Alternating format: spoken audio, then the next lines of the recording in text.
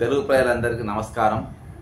ముఖ్యంగా తెలంగాణ ప్రభుత్వం మరి 16/1/2024న మరి UO note number 506 general LC 2024 certain reappointments in secretariat departments, HODs, including corporations, boards, all government agencies, in state level offices and government GAD LC department మరి ఒక జియో విడుదల చేయడం జరిగింది.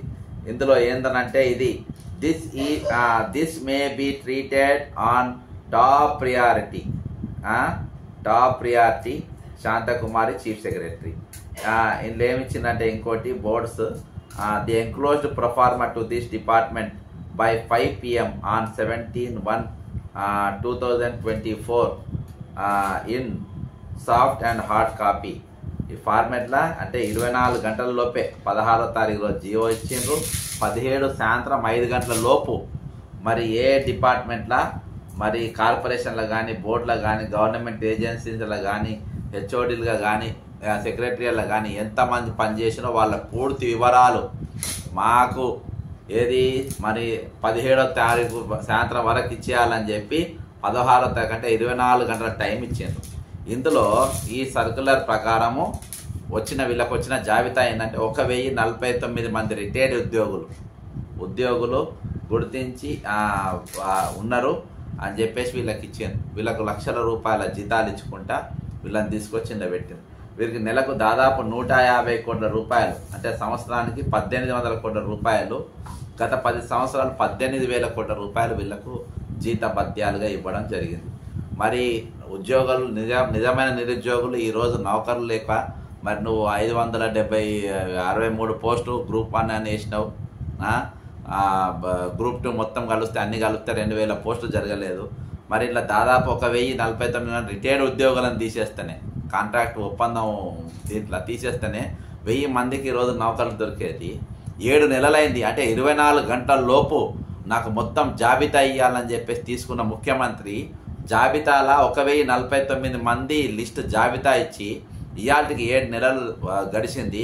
వీళ్ళపైన దాదాపు ఈ గత 10 సంవత్సరాలు మరి మన కేసీఆర్ ప్రభుత్వం 18,000 కోట్ల రూపాయలు వాళ్లకు జీతాలుగా ఇస్తే రేవంత్ రెడ్డి గారు వచ్చిన తర్వాత ఇప్పుడు ఈ 7 నెలల్లో నెలకు 700, 350 అంటే 1,050 కోట్ల రూపాయలు రేవంత్ రెడ్డి గారు జీతాలు ఇచ్చారు. మరి ఎందుకు తీసుకున్నావా నువ్వు ఎందుకు తీసుకున్నావు? వీళ్ళ పేర్లు ఎందుకు తీసుకున్నావు?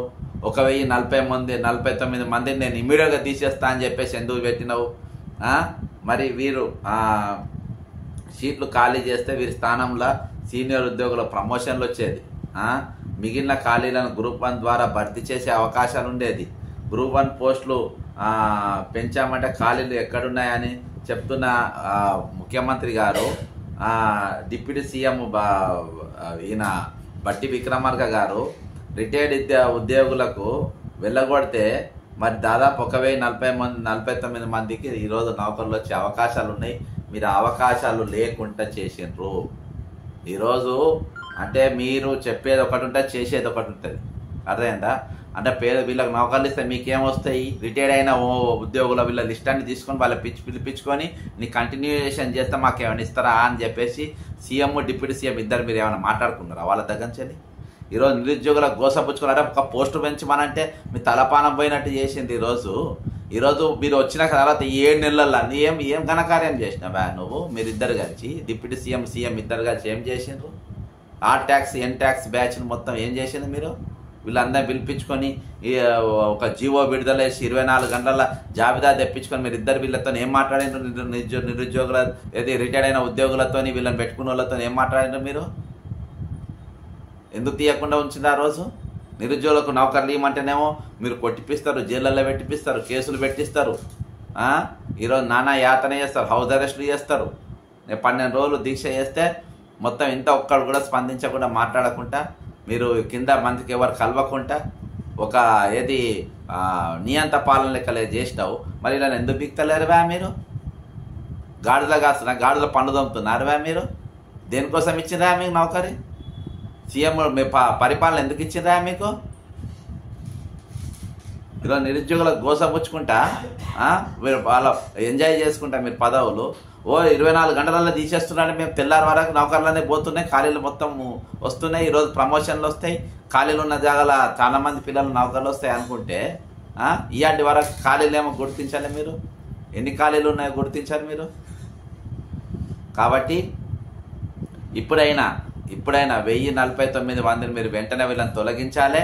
ఎందుకంటే ఇంట్లో చాలా మంది దొంగలు ఉన్నారు, వీళ్ళతో మీకు లాభాలు ఉన్నాయన్నా వీళ్ళని పెట్టుకునేది, మీరు వీళ్ళ లాభాలు ఉన్నాయన్నా పెట్టుకునేది. మరి అంతేకాకుండా ఈరోజు ఐటీలో ఈమెను పెట్టుకున్నారు, ఎవరు మన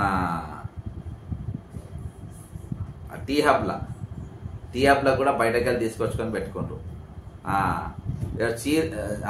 చీఫ్ ఎగ్జిక్యూటివ్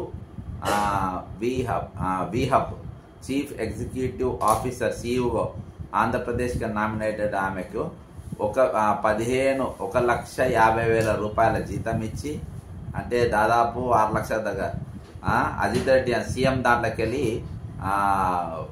పైరవి. ఇందులో మీడియేటర్ వేణుప్రసాద్ అంటే ఆయన అంట.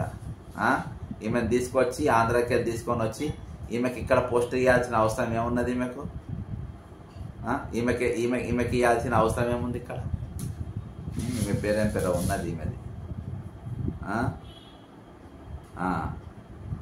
ఇక్కడ తెలంగాణలో బిడ్డలకే నౌకర్లు లేవంటే ఇక్కడ బయటికి వెళ్ళి తీసుకొచ్చి ఇవ్వాల్సిన అవసరం ఏమున్నది ఇక్కడ? ఈరోజు మేము అదే చెప్తున్నాం. ఈరోజు తెలంగాణ బిడ్డల నౌకరులు లేకుండా చేసి ఈరోజు అమరావతి డైరెక్షన్లో పనిచేస్తుంది. ఇక్కడ వాళ్ళని కాదు, ఒప్పందం అనే పదమే లేకుండా ఈరోజు వాళ్ళని చేయాలి. ఒప్పంద పదం అనేది లేకుండా ఈరోజు మీరు జాబ్లు ఇవ్వాల్సిన అవసరం ఉన్నది. ఈమె పేరు సీతా పల్లోంచల అంట. సీతా పల్లోంచల అనేట ఆమెను తీసుకొని వచ్చి ఈరోజు తెలంగాణలో, నేను ఫోటో పెడుతున్నా పక్కన, ఈమెను తీసుకొని వచ్చి చీఫ్ ఎగ్జిక్యూటివ్ ఆఫీసర్ హార్డ్వేర్, ఇక్కడ ఈ క్వాలిఫికేషన్ ఉన్న తెలంగాణలో లేరా? తెలంగాణ బిడ్డలు లేరా? ఇంట్లో వీళ్ళకి నౌకర్లు ఇవ్వడానికి మీరు అక్కడికి తీసుకొని వేణుప్రసాద్ అంటాడు, మొన్న నేను 4 లక్షల సిమ్లు కూడా దాంట్లో మీడియేటర్ అంటాడు ఉన్నాడని చెప్పినా కదా, ఆయనని తీసుకొచ్చి పెట్టారు. కాబట్టి ఇది పరిస్థితి. తెలంగాణ ప్రభుత్వం, మీరు రేవంత్ రెడ్డి గారు, మీరు సరిదిద్దుకునే అవకాశాలు మీకున్న మీరు చేస్తలేరు. ఈరోజు ఆంధ్రాకి వెళ్ళి నామినేట్ అయిన వ్యక్తికి దాదాపు 2 లక్షల రూపాయలు, 1,50,000 కాదు 2 లక్షల రూపాయలు మీకు 2 సంవత్సరాలు ఏదో ఇది చేసిండ్రంట. వేణుప్రసాద్ అంటే తీసుకొని వచ్చి మీడియేటింగ్, ఏది సీతా పల్లోంచల ఆమెకు అజిత్ రెడ్డి మధ్యలో మీడియేటింగ్ చేసి ఆయన దగ్గర ఉండి ఉద్యోగం పెట్టించిందని తెలిసింది. సరే, ఏది ఏమైనప్పటికీ ఈరోజు మీరు రిటైర్డ్ ఎంప్లాయీస్ మొత్తం ఖచ్చితంగా ఇమీడియట్గా వాళ్ళని తీసేయాల్సిన అవసరం ఉంది. ఇప్పటికే 7 నెలలు గడిచినాయి, నిరుద్యోగులను నౌకర్లు ఇవ్వాలి, అదేందా? కాబట్టి మీరు ఎన్నో లాభాలు ఉంటాయి, ఇంట్లో అయితే ఏం లాభం ఉండే దాంట్లో చూసుకొని అలా పోవుడు కాదు. జై తెలంగాణ, అమరవీరులకు జోహార్.